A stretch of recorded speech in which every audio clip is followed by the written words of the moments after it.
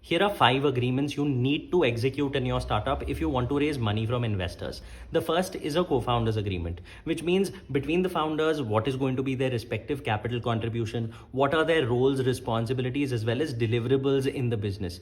In addition, in case there is a dispute between both of them, who will have the final deciding vote related to what kind of function in the business. Also, a reverse vesting schedule, which basically means that if one founder decides to leave the company, how much of his shares will mandatorily be transferred to the other founder so that this guy doesn't leave with control in the business.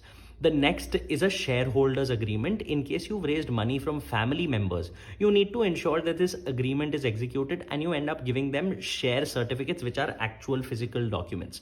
The third is an employment agreement. Now, it can also be called an employment letter.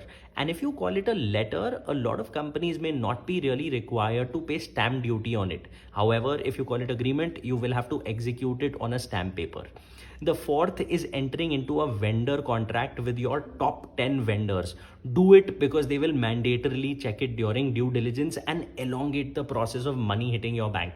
And finally, there's a privacy policy on your website, which means how will you be using your customer data?